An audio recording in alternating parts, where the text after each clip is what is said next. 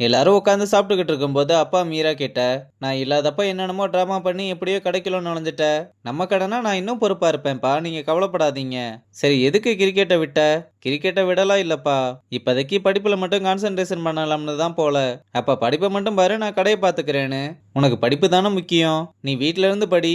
நான் நம்ம லெட்டர் பேர்லயே இன்டர்ன்ஷிப் முடிஞ்சதும் கையெழுத்து போட்டு தந்துடுறேன்னு. எப்படியாவது கடைக்கு வர விடாம தடுத்துடலாம்னு பார்த்தா, அவ வேற கம்பெனிக்கு போனா எதையுமே கத்துக்க மாட்டா, ஜாலியா இருப்பா. இதுவே நம்ம கடைக்கு வந்தா பயத்திலே எல்லாத்தையுமே கத்துக்குவான்னு சொன்னதும் அம்மாவுமே கூட சேர்ந்து சப்போர்ட் பண்ண.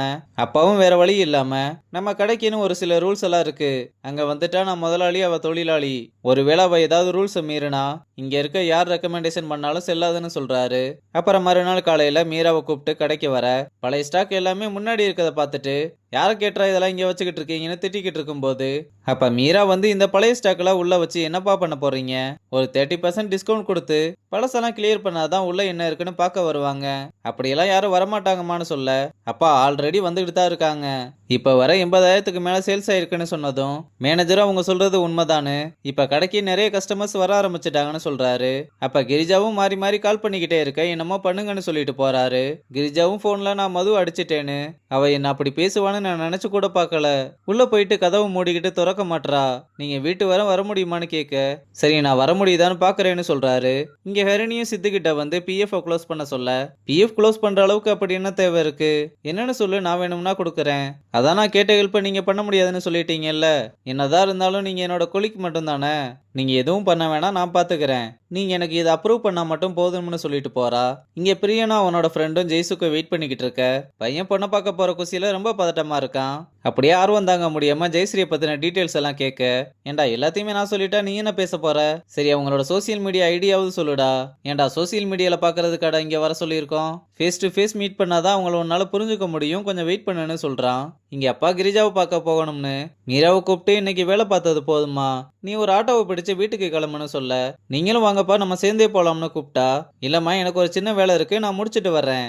ஓகேப்பா, எனக்கு ஒரு வேலை இல்ல, நீங்க பொறுமையா முடிச்சிட்டு வாங்க, நம்ம சேர்ந்தே கிளம்பலாம்னு அப்பா எவ்வளவு சொல்லியும் கேட்கலன்னதும், சரி இப்ப என்ன நம்ம சேர்ந்தே போனோம் அவ்வளவுதானே, சரி நீ போய் கிளம்புன்னு சொல்லிட்டு அப்பா கிரிஜாவுக்கு கால் பண்ணி, பாப்பா கூட இருக்கா, நான் அவளை வீட்டுல விட்டுட்டு வரேன்னு சொல்றாரு. இங்க மீராவும் ஜக்குவுக்கு கால் பண்ணி எங்க இருக்கேன்னு கேட்க, அவன் நான் வெளியே இருக்கேன்னு சொன்னதும், நீ எங்க இருந்தாலும் சீக்கிரமா வீட்டுக்கு போன்னு அவங்கிட்ட சீக்கிரட்டா என்னத்தையும் சொல்லி அனுப்புறா.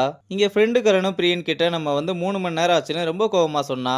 இருடா நான் கால் பண்றேன்னு கால் பண்ணி பார்க்க, அதான் ஃபோன் பண்ணா எடுக்க மாட்டாங்களடா, அவங்களுக்கு எதுக்கு கால் பண்ற, பிடிக்கலன்னா சொல்லியிருக்க வேண்டியதானே, எதுக்கு இப்படி காக்க வைக்கணும். டேய் இருடா, வந்துகிட்டு இருப்பாங்கன்னு நினைக்கிறேன். டேய் இதுக்கு மேல என்னால வெயிட் பண்ண முடியாது, நான் கிளம்புறேன், நீயும் டைம் வேஸ்ட் பண்ணாம வேற வேலை இருந்தா போய் பாருன்னு சொல்லிட்டு போறான். இங்க அப்பாவும் மீரா கிட்ட, நாளைக்கு 6 மணிக்கெல்லாம் கிளம்பி போயிருமா, ஏன் கூட தான் வருவேன்னு இப்படியெல்லாம் அடம் பிடிக்காதுன்னு சொன்னா. ஏன்பா உங்க கூட வந்தா என்ன, எனக்கு பிசினஸ் விஷயமா வெளியே நிறைய வேலை இருக்கும், நீ இப்படி என் கூட தான் ஒரு வேணா அடம் பிடிச்சுக்கிட்டு இருந்தா இப்படி, அப்ப என்னையும் கூட்டிட்டு போனா நானும் கத்துக்குவேன்ல, நீ கடையில தானே வேலை பார்க்கணும்னு வந்த, அதை மட்டும் பாரு, அதனாலதாம்மா சொல்றேன், நீ நாளைக்கு 5 மணிக்கெல்லாம் கிளம்பிடுன்னு சொல்றாரு.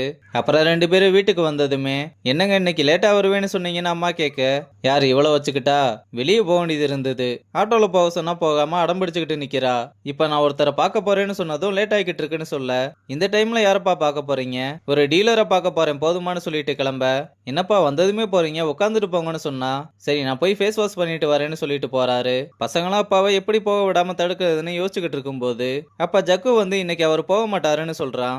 அப்ப அம்மாவும் வந்து காஃபி கொடுக்க, காஃபி சூடா இருந்தாலும் அதை மடக்கு மடக்குன்னு குடிச்சிட்டு கிளம்புறாரு. ஆனா போன வேகத்துக்கு உள்ள வந்து என்ன வண்டி பஞ்சர் ஆயிருக்குன்னு கேட்க, ஜக்கு தான் இந்த வேலையை பார்த்து விட்டு இருக்கான். நம்ம பசங்களும் இதான் விஷயமானு சிரிக்கிறாங்க.